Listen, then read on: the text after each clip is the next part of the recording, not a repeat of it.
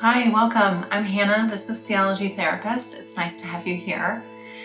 Today, I just want to talk to you about having a spiritual connection, or what to do when you're not feeling spiritually connected. We've been talking about loneliness. We've been talking through it, what to do, what to make of it. We talked about therapy and connection, right? And so today I want to talk a little bit more about spiritual connection and what to make of it and all that. So I want to talk about those times really when we feel like we have lost connection with God or the divine, or that sort of ineffable energy, that force that kind of moves and lives among us. It's important to note that one can't actually lose connection with the divine, but that there can be in our lives so much noise that it gets crowded out and drowned out, so that we can really start to feel like we can't hear it anymore. We've lost that connection. It's like talking to somebody on the phone. If there's a lot of static on the other line, it makes it harder and harder to hear that person.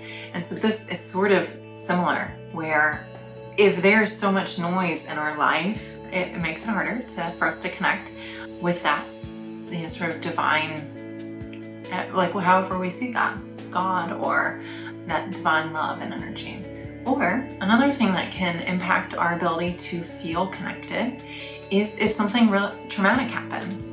So if somebody experiences death, divorce, loss of maybe a job, or maybe even just sort of life transitions. So these events may impact your belief about goodness to or from the divine, depending on your belief in God, or on your belief about how sort of God exists or operates. So one way to think about this is through something called the just world theory. So the just world theory essentially says that good things happen to good people and bad things happen to bad people. And, on the outset, when I say that, you might think, oh no, of course that's not true, or that's not wholly true.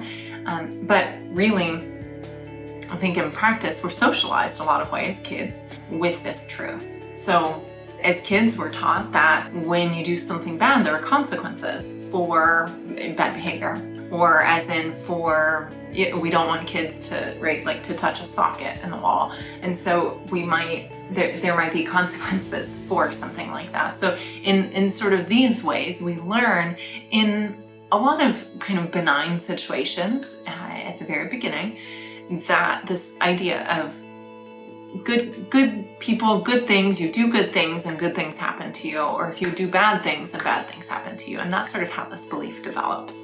So we have the just world theory, which says that good things happen to good people and bad things happen to bad people. And this works out really great, especially, like I was saying, with kids, and when we're teaching that there are consequences for behavior. But this starts to break down as we get older, or if somebody has had traumatic experiences early on in life, when bad things happen to good people, or like in life, we have difficult experiences, right? And so the just world theory works, and for a while, or in a certain container, and then it starts to break down. So how does loneliness fit into this conversation about spiritual connection, just world theory, all of that? Well, what happens when you move to a new city, you get a new job, or you have relationship transitions? Maybe you have trouble finding new friends. If these difficult experiences happen over and over again, it can start to feel personal. Like, what is it about me that makes people not want to be friends with me? Or what is it about me that, I think that I'm great, or I think I'm worthy of, having a good job or good life or good friends, but I keep coming up with maybe people who their actions seem to say the opposite. Or I keep finding myself in a job where I'm not valued, or right? I've moved to a new city and I've tried and I've tried and I've tried, and over and over again, I'm just not making connections. And when that starts to happen over and over again, it can feel personal, like there's something about me that's wrong. So some of the thoughts that we might have in these moments, in these periods of our life, we might think that God doesn't hear me. We might think that it was our karma that has, kind of caused this series of events to happen. We might think that there was something fundamentally wrong with us, or that we were doing something wrong.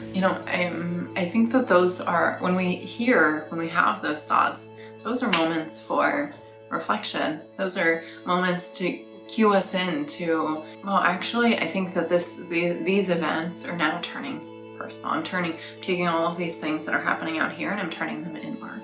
So as you can see, sometimes we have normal events that happen in our lives, or we have normal life experiences, and they feel personal, or they impact our ability to connect with the divine. And that happens for a number of reasons. One of those reasons is those experiences turning personal. Another one of those reasons is one of the reasons we talked about at the beginning, where we have so much noise and chaos kind of crowding out our ability to hear or feel that connection. Right? So what can we do? What can we do about that? How can we try to reestablish connection or a felt sense of God or the divine in our lives?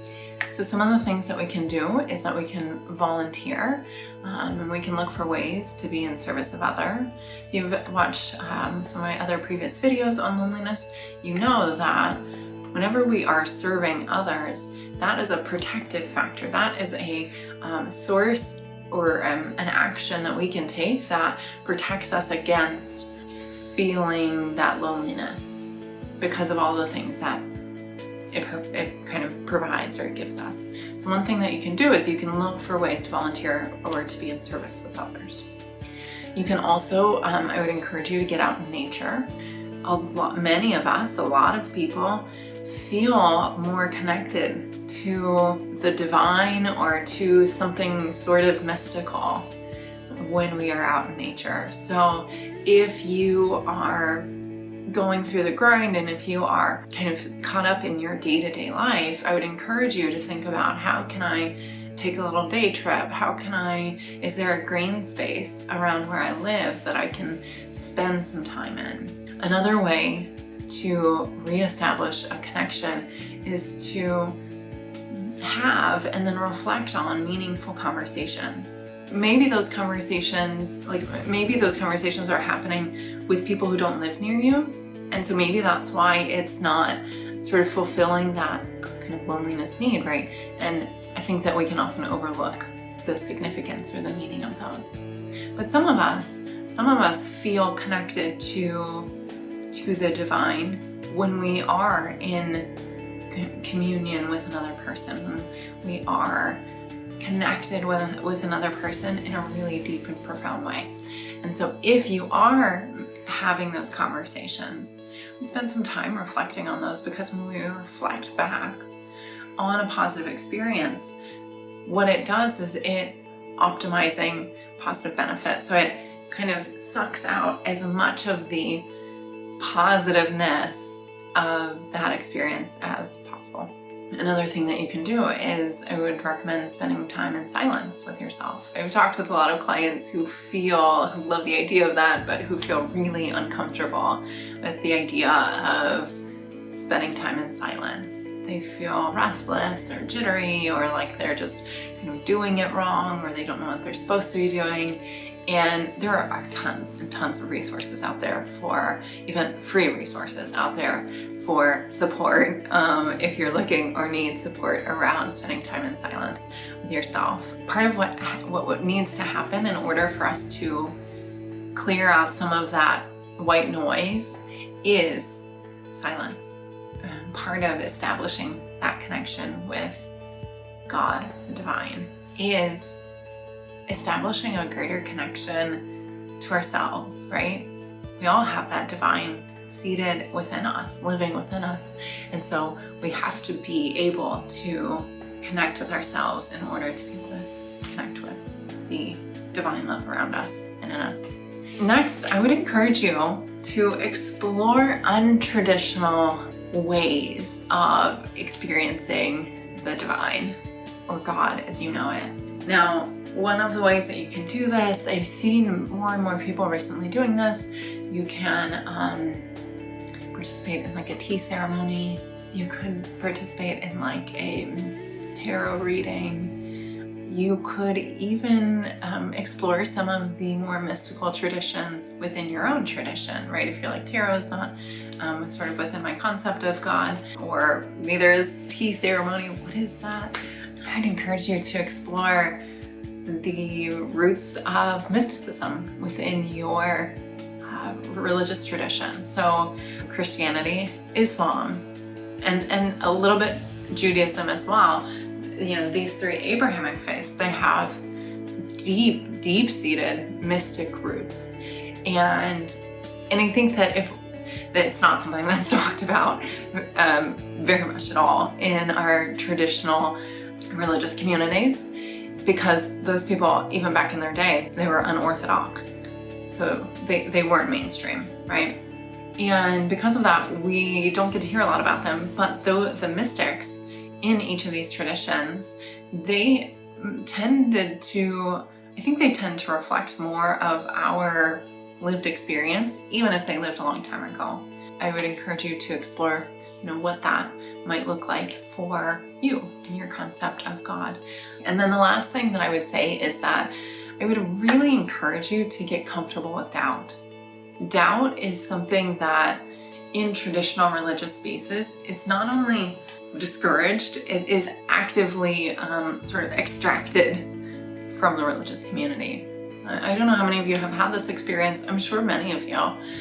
I've had this as well, that whenever I expressed any sort of doubt, it was more of like oh hush, we'll talk about that later, And really here at Theology Therapist, doubt is a core value because it is fundamental to one being a person of faith. It's also fundamental in helping us maintain, I think, the balance between ego. Like, I would just separate doubt isn't the same as anxiety, right? I think that if we have a misunderstanding of doubt, it can lead to anxiety, but it's not the same. And why is a healthy dose of doubt so important for establishing a religious connection?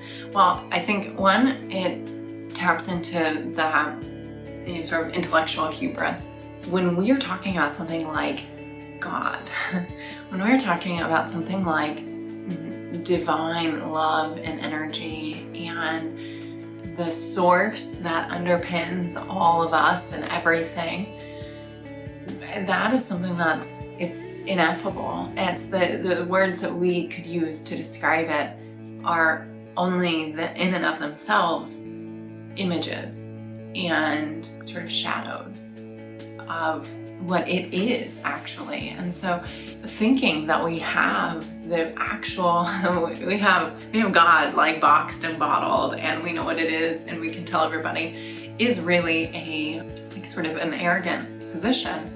And I think that's why having a healthy dose of doubt is fundamental to maintaining that spiritual connection. I think that it keeps us seeking and searching for the divine in new and meaningful ways. And that it keeps us really, also that critical thinking we're talking about, it keeps us not stuck in what now I know to be true, and these are my beliefs, and so this is what it is for the rest of the time. But the doubt allows me to actually, when presented with new evidence, to reassess without my faith, my understanding of God kind of crumbling underneath me. And so for me, my understanding of faith at large or spirituality at large is that doubt has to be present in order for it to even exist. It's hard for us to talk about having this, like how to reconnect with a spiritual connection, because it is something that's in and of itself mystical. But I hope that some of these things that we've talked about today, ways of reestablishing that connection, can be helpful for you. I hope it can be encouraging you to try new things potentially. And I hope some of this was helpful today, that you can integrate some of these practices that we've offered and use that to maybe re-enliven your spiritual practices. And that if you are feeling like you have lost connection with whatever that spiritual force is that kind of guides you, that you are able to use some of these to make that connection again. Thank you for being here. I hope this was helpful. Remember to hit that subscribe button, and if you are looking for a therapist or clergy, I would recommend that you look in your local area. If you're in Massachusetts and you are interested in talking with me further, you can hit the link in the description to schedule an appointment. I wish you well, and I'll see you next time.